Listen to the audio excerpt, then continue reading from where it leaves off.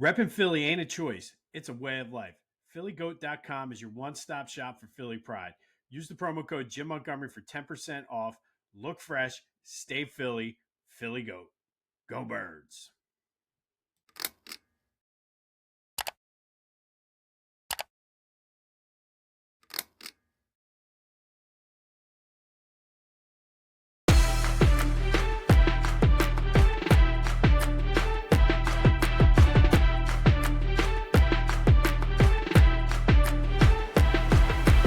What's up, everyone? Welcome to this day in Philly Sports History for March 17th, 2026.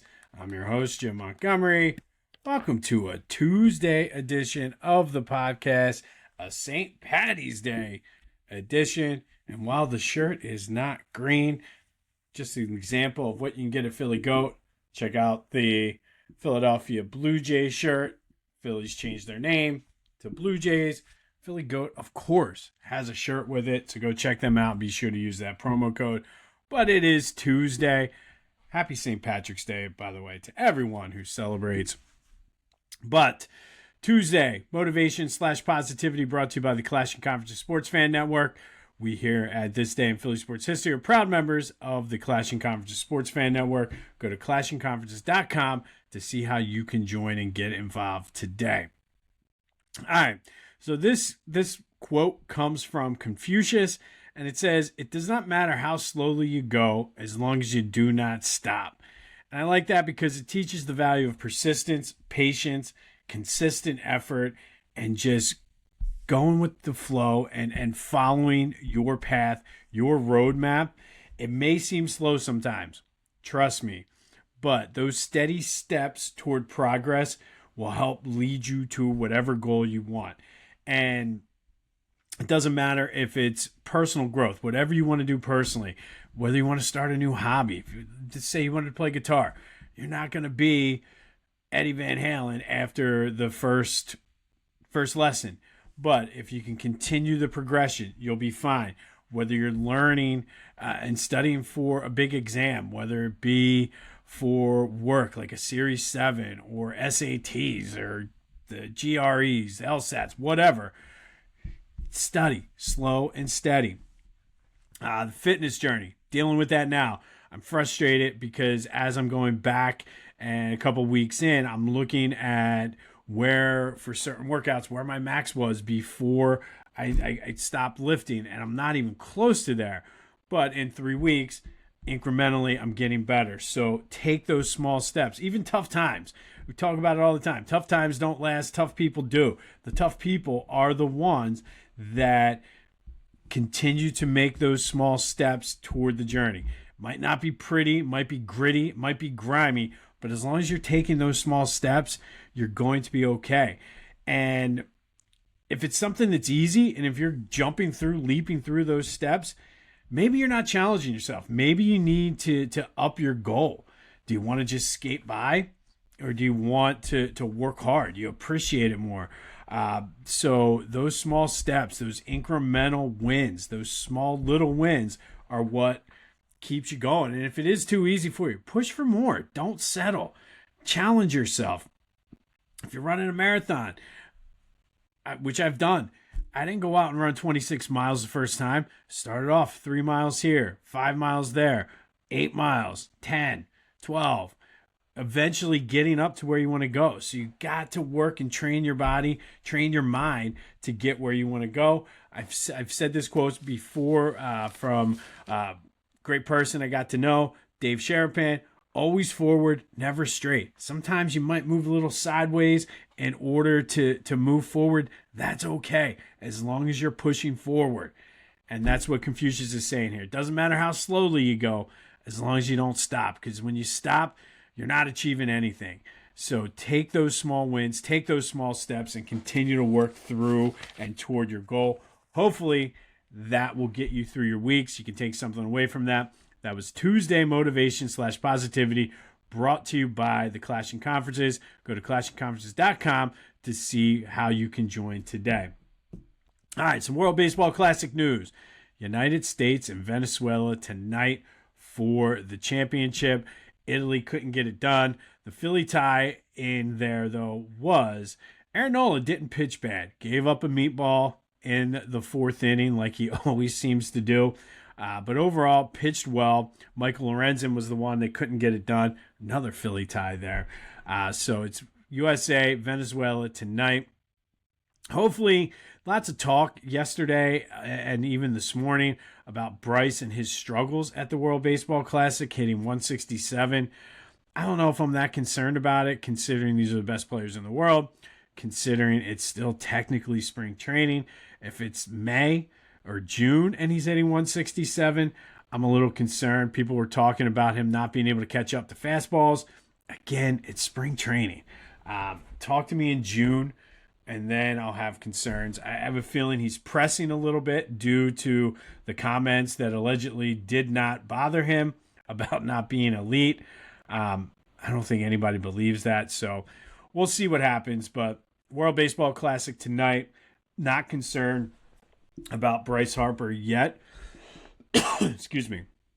Like I said, if you get me into June and he's hitting 167, all right, now we have a concern. But right now, it's March 17th. Nothing to be that concerned about right now. Sixers are out in Denver tonight, and if the Sixers play in the West Coast and nobody watches it, does the game really happen? I'm not watching it. But worth noting that Joel Embiid will not be playing in his 486th game in his career, meaning officially now he has played or missed more games than he has played in. Right now he's at 485 and 485, and really when you put that into perspective, Jesus, like that's terrible. And I get sucked in all the time by it. But Sixers, Nuggets tonight out in Denver. If nobody watches it, does the game really happen? I guess for Joe, it does, because he's now played or missed more games than he's played in. Some Eagles news. I think the biggest news is Darius Slay, big play Slay, is retiring. Pretty cool Instagram post he put up announcing his retirement. Did say the only team he'd come out of retirement for would be the Eagles, but I think a lot of things have to go wrong if they're giving Darius Slay a call. But 5 years in Philly, 9 interceptions, 3 Pro Bowls, 2 touchdowns, and of course, 1 Super Bowl championship. There were times where I got on him on this podcast due to always seeming to pass the blame on to someone else. But for the most part, he was a good, solid player for the Eagles. I really don't think they win the Super Bowl without him. He was such a key piece in that secondary, playing on the other side of Q, helping Hay and Coop kind of learn the ropes as rookies. So shout out to Slay. And if you go to the Eagles TikTok, I'm sure it's probably on their other social media as well. It was pretty funny. They went through all the times because he said he hated the name Darius. Always wanted to be known as Slay. And it was funny him correcting the reporters. I always called him Darius when he didn't play well or bitched about something. But solid career. Thank you for helping us win a Super Bowl, getting to another. Hopefully, and I mean this in the nicest way possible, hopefully we don't need to call you this season to come out of retirement, because if we do, that means things went south really fast. But Slay, enjoy. His wife is actually a pretty good follow on Twitter as well. Very big with interacting with fans and everything. So kind of a guy who came in, did it his own way, but at the same time got Philly fans and really was just trying to win a Super Bowl. And we were able to help him, or he helped us, however you want to look at it. So shout out to you. Big play Slay, hanging up the cleats after 13 years in the league. Some other things that kind of came up. I think we can say we're kind of done the first wave of free agency. Kyle and I will be coming at you next week with another Brotherly Birds breakdown, kind of recapping what went on. But still lots of questions. Eagles still need some help, depth, I guess, on the offensive line. Still need some help with the pass rush. Whether or not they trade A.J. Brown, they need some receivers as well. I believe right now it's just AJ, Johnny Wilson, Devontae, and Darius Cooper. So they're going to need some depth. Some depth there. Another interesting story that I heard yesterday that came out about Jalen Phillips. Everybody was upset that he signed, but he got ridiculous money. Apparently, the Panthers signed him without even meeting with him. They just called him and said, hey, we'll give you whatever it was, $30 million a year. And he would be an idiot not to take that, to be completely honest. So just thought that was a little reckless on the Panthers, but hey, more power to them. And a lot of feedback yesterday in honor of the Eagles officially signing T.O. in 2004. Lots of people comparing the T.O. situation to the current A.J. Brown situation. And I got to be honest, I don't see it. I really don't. I think that T.O. Donovan, and look, I am a huge Donovan McNabb fan. For my money right now, he is still the greatest quarterback in Eagles franchise history. Jalen is just not there yet. Doesn't have the resume that Donovan does. Yes, he won the Super Bowl MVP. I'll give you that. But from numbers, whatever, Donovan was the greatest quarterback ever. I think we did not appreciate what we had in Donovan McNabb. Very vastly underrated, underappreciated.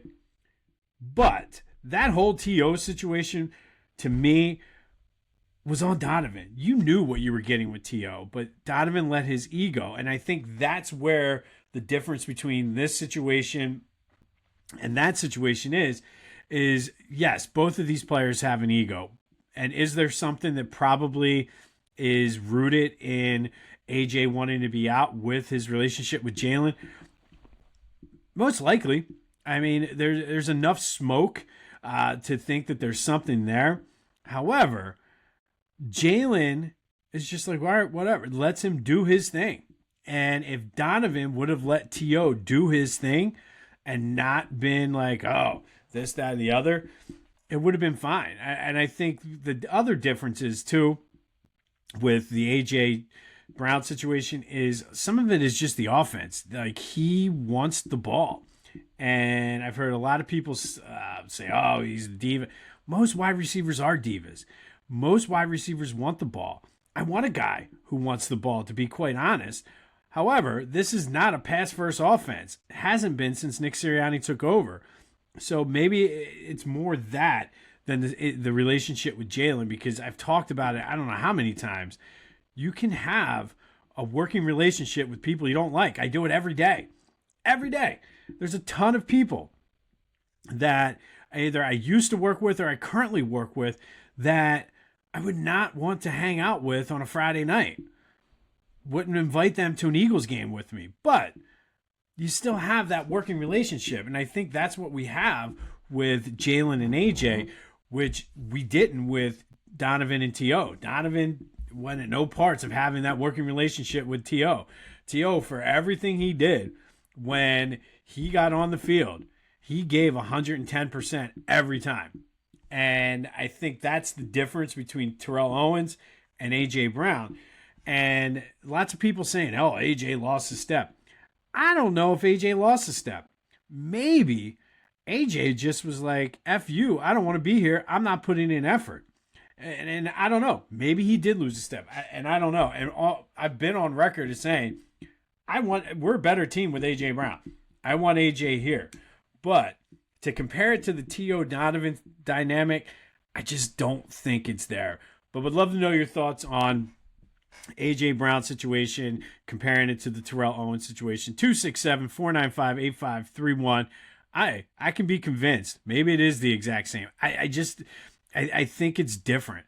And maybe it's a generational thing, but T.O., despite the fact that for all intents and purposes was a cancer in the locker room, was a disruptor everywhere he went, when he was on the field, he performed. He wanted to give me the damn ball. I think that was him or Michael Irvin. Either way, he wanted the ball and he did great things with it, even when he obviously did not have a great relationship or any relationship with Donovan McNabb. That's the difference between Terrell Owens and A.J. Brown. But would love to know your thoughts. 267-495-8531. That's the Back to the Future voice and text line. Get that. Anything else Philly sports related off your chest, be sure to follow me on all social media platforms at Philly Jimbo.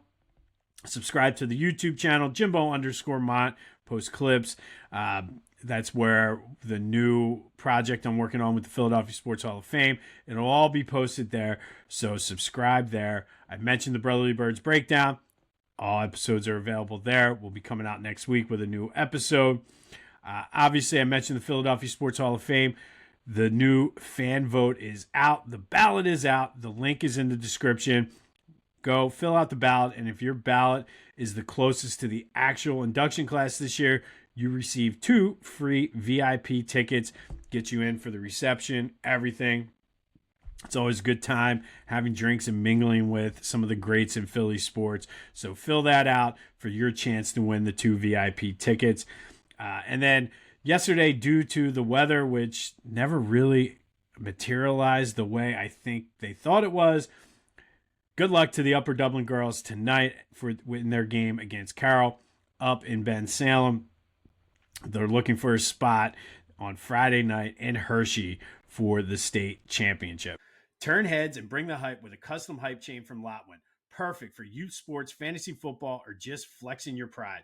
Go to Lotwin.com, use the promo code TCCPOD for 10% off your order. That's Lotwin.com, promo code TCCPOD for 10% off. Get your custom hype chain and get hype with Lotwin.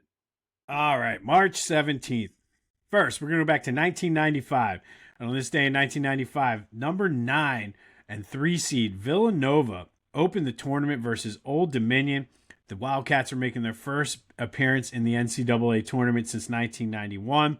They were led by second-team All-American Kerry Kittles and Big East Player of the Year to boot.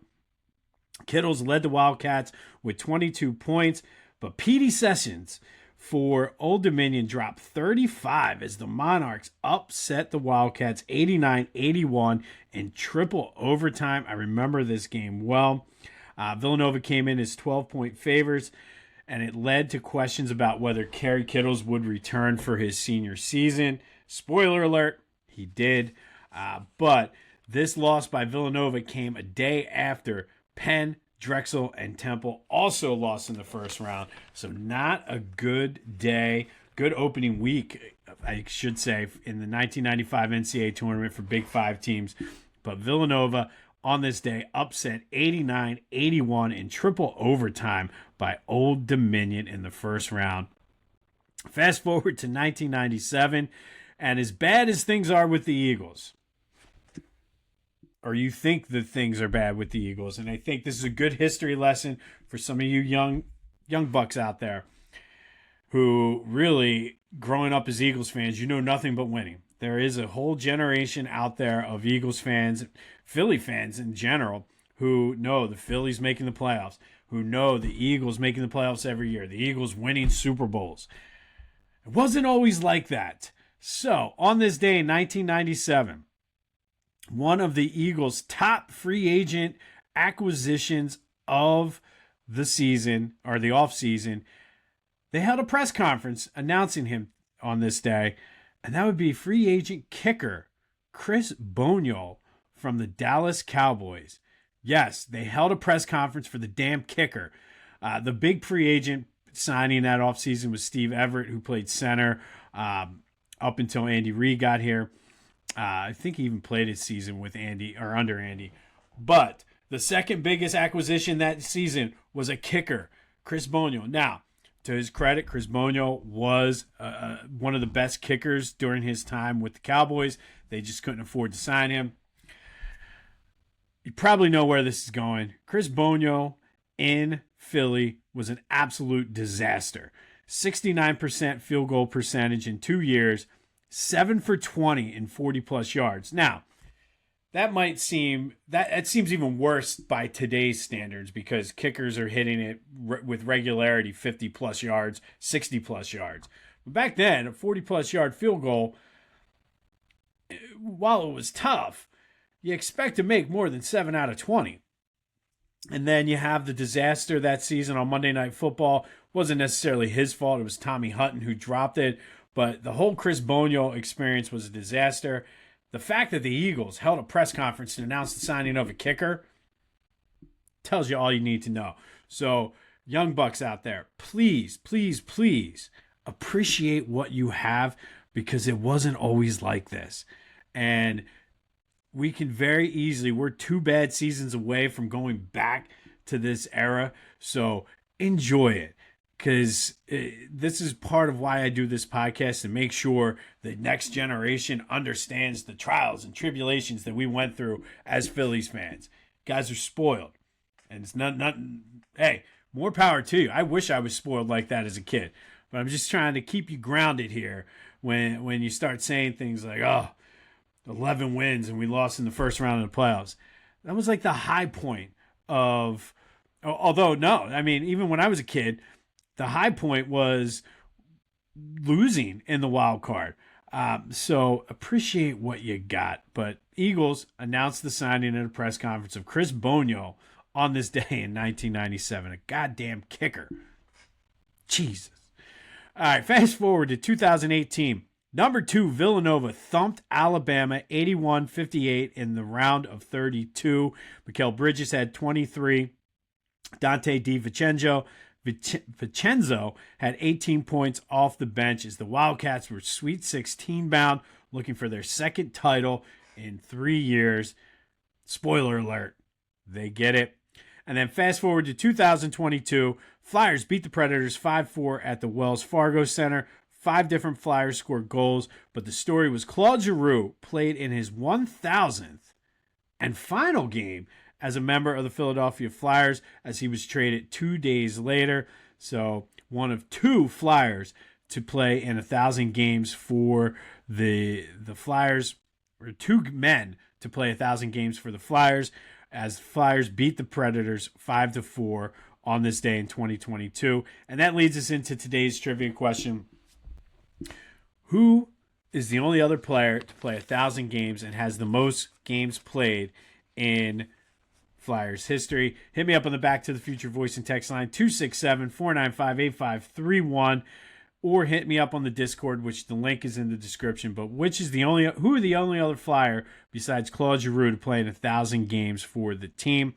And then yesterday's trivia question, in honor of the Penn Quakers going dancing, Fran McCaffrey, one of 5 coaches to lead 5 different teams to the tournament. Who are the teams Fran has led? That would be Siena, Penn, Iowa, Lehigh, and UNC Greensboro. So thank you to everyone who reached out. Nobody got UNC Greensboro. That was the one that seemed to trip everyone up. But Fran McCaffrey, 5th team, I should say, taking to the NCAA tournament. All right, let's have some St. Patty's Day fun. And we're going to go to 3 different years here. First, we're going to start with 1977.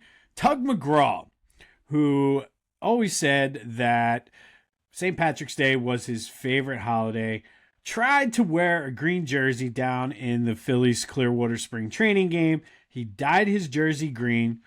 Unfortunately, the ump made him change before he could pitch. But Tug wasn't done. He went back to the lab to see what he could do. And 2 years later, he rolled out from the bullpen with a green leprechaun top hat on. And before he couldn't pitch with it because of the way his rotation was. So he put on a regular Phillies cap, put the leprechaun hat behind him on the mound. But before he pitched, unzipped his pants, took down his pants, unbuttoned his shirt, and had green mesh workout shorts on, as well as a green "You Gotta Believe" shirt, his famous catchphrase. So he got his way, was able to pitch in the green for his favorite holiday in 1979. Kudos to the Phillies, though, who 10 years later officially began wearing green uniforms on St. Patty's Day. Today, they'll wear green hats, green jerseys. They don't wear the green pants anymore. And I read an article doing the research for this. Apparently, one of the old clubhouse managers said it was too much because in spring training there's a lot of movement. They'll grab guys from the minor league complex to throw into games, and it's just hard to have all the different sizes of green pants. So they wear the jerseys and the shirts. And a little fun fact bonus for you, on this day in 1899, the Phillies officially, everybody gives credit to the Cincinnati Reds for wearing green uniforms for St. Patrick's Day in the late 70s, but the Phillies were the first team to wear green uniforms, and they did so in 1899 on this day. So a little happy St. Patrick's Day fun for everyone out there. But Tug McGraw trying his best to wear green, dyeing his jersey, taking down his pants on the mound. Always had some fun in spring training, and to me, that's what it's all about. So shout out to you, Tugger. And then finally today, our Women's History Month Spotlight. Every journey starts somewhere. For these women, it started in Philly, whether it was on the playgrounds, rec centers, high school gyms, college gyms, and it all led to the WNBA. Today, we're going to take a look at Laura Harper from Cheltenham High. She was a high school All-American at Cheltenham. From there, she went to the University of Maryland, where she won a national championship alongside yesterday's spotlight, Crystal Langhorne. But for Laura, she was the 2006 most outstanding player of that tournament. All that led her to being the first pick of the Sacramento Monarchs in 2008. She had a solid WNBA career, played overseas before injuries kind of cut her career short. She now coaches. She spent 2 years at Coppin State. She's now the head woman in charge at Townsend. She was always dependable in her career. And from Philly, in this case, Cheltenham, right at the end of Broad Street, to the WNBA, to Coppin State, to Townsend, we celebrate the journey. And Laura Harper, we celebrate you, All-American in high school, national champion in college, first-round pick in the WNBA, and now hoping to get back to the tournament as a coach at Townsend. We salute you for Women's History Month.